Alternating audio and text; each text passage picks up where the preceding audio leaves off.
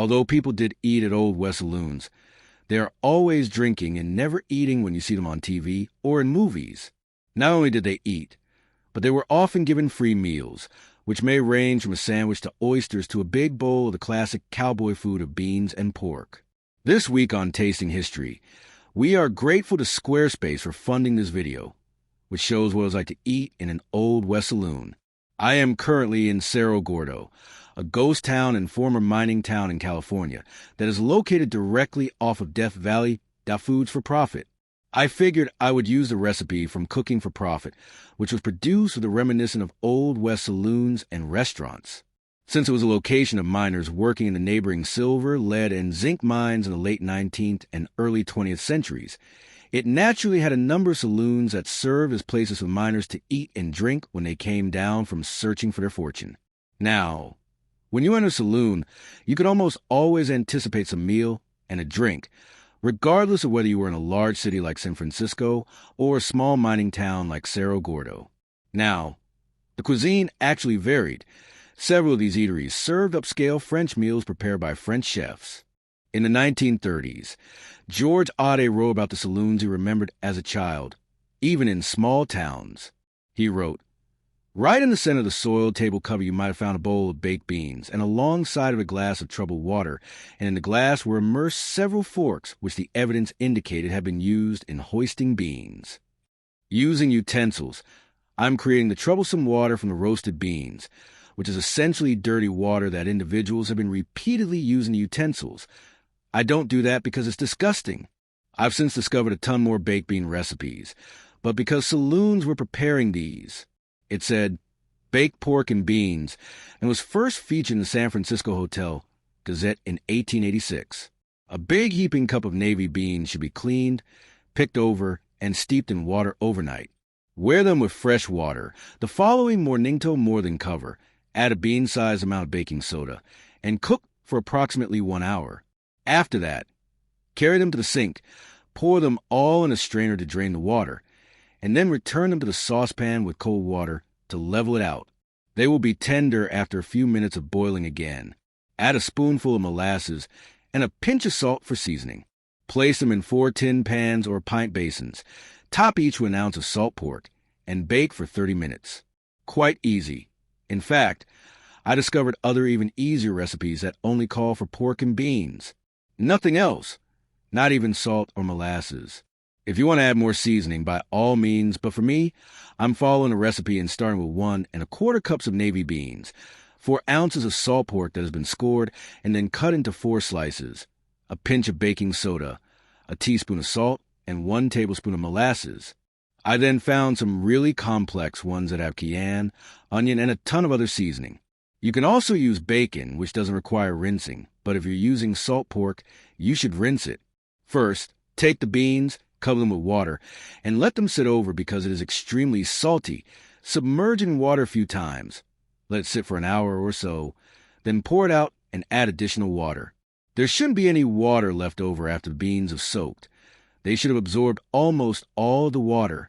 Empty any water that may be present. If not, place in a pot, add enough fresh water to cover them plus or a ½ inch, and sprinkle with the baking soda. We must now make a choice because every other pork and recipe for beans at this point, I could discover calls for adding meat, is that the pork must be cooked and won't be cooked. Therefore, I assume the recipe author either omitted that step or had the meat cooked somewhere else, like in a skillet. I'm not sure, but because it will also provide some much-needed flavor, I'm going to add mine right away. After adding it to the beans, bring the saucepan to a boil, cover it, and simmer the beans for an hour. Lift the lid occasionally and attempt to skim any scum off, but mostly leave it in place for 1 hour. After straining the beans of their water, add enough cold water to level them out, and bring to a boil for 10 minutes or so, or until the beans are lovely and tender. After removing the pork, coat the beans by stirring them with the molasses and salt.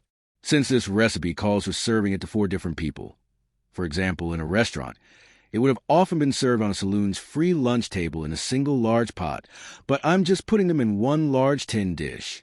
After adding the beans to the dish, top it with the pork and bake it for 30 minutes at 350 degrees Fahrenheit per 175 degrees Celsius. Because the first building that frequently went up a saloon might also serve as a courtroom, a barbershop, the town hall, the undertaker's parlor, or even a church at a pastor's show up, saloons in the Old West, particularly in a small town like Cerro Gordo, were much more than just a place to drink. However, it was for food and drink on a regular basis. So what else could one expect to find in an Old West saloon besides baked beans? Thus, the precise meaning of a saloon is any establishment that sells food and beverages, yet the drinks generate the majority of their revenue. For our purposes, that definition works, even though historically it doesn't always. The bar was frequently the first structure to be constructed when communities sprang up all over the American West. They would only construct a more permanent building with wooden flooring, a polished bar, and batwing doors after the town had started to establish itself. Initially, it was typically only a tent with a few tables and chairs, a place to wet your whistle. From the film was created. These batwing doors, so named because they resemble bats, were found in many saloons. Wings. But there would be regular doors behind those batwing doors that could be closed in the event of cold weather or other emergencies. The purpose of those batwing doors was partly to let out the smoke. People were always smoking, and to let in cool, fresh air, which would create a breeze if you open a window. However, the doors were high enough that children couldn't look in and see all the drinking and gambling that was going on. In terms of gambling, faro and poker were the most played games. Although faro isn't played much these days, it was more popular than poker in the 19th century because it allowed more players to play at once, had better odds than most other games of chance, had very simple rules, and was easy to follow, all of which are advantageous when you've been drinking a lot. Many people were also at least in a respectable saloon when they played. What precisely were they drinking then? When it comes to spirits, whiskey is one of the most popular drinks. Typically, there are two varieties of whiskey available, the good stuff and the bad stuff. The best products were typically those that were bottled in the East or in other nations, such as Dewar Scotch or Old Forester Bourbon, and they typically came in bottles with labels. Outback typically made and bottled the less than great stuff, and it typically had no real label. However, people would give it amazing titles like Rock Gut, Firewater, Tarantula Juice, Sheep Dip, Coffin Varnish, Cactus Juice, and a variety of other vibrant names. These were often neutral grain spirits that were locally produced, flavored with tobacco or coffee chiles, and boosted with sulfuric acid, turpentine, or strychnine to provide some zing.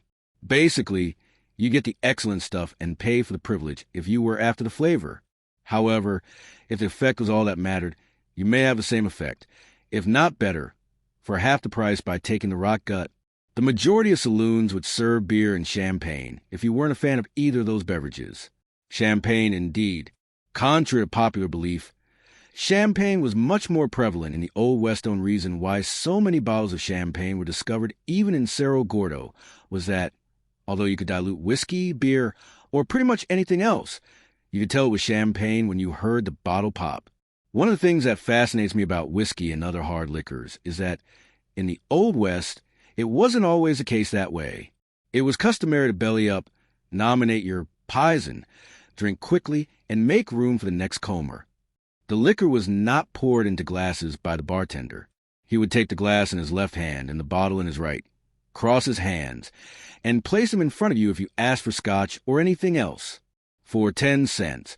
The tariff was the same whether you took a little or a large drink. However, I believe it truly depends on the man behind the bar, because many bartenders, particularly those who control the saloon, have a reputation for being quite frugal. Looking back on a varied and extensive personal experience with saloons, the aspect that most sticks out in my memory is the kind of man who owns saloons, hard, listless, and heartless? Saloon keepers are completely devoid of the bonhomie or camaraderie that some people believe to be prevalent among saloon patrons. I've never encountered a saloon keeper who was genuinely kind. Although, according to Mark Twain, the cheapest and easiest way to become an influential man and be looked up to by the community at large was to stand behind a bar, wear a cluster diamond pin, and sell whiskey. There were now popular mixologists or bartenders who were adored. Usually, the bartenders created beverages, and they were supported by their community and real survivors. Although they weren't offered that subscribe button, enable notifications, and join our growing community of resourceful cooks, memory keepers, and old souls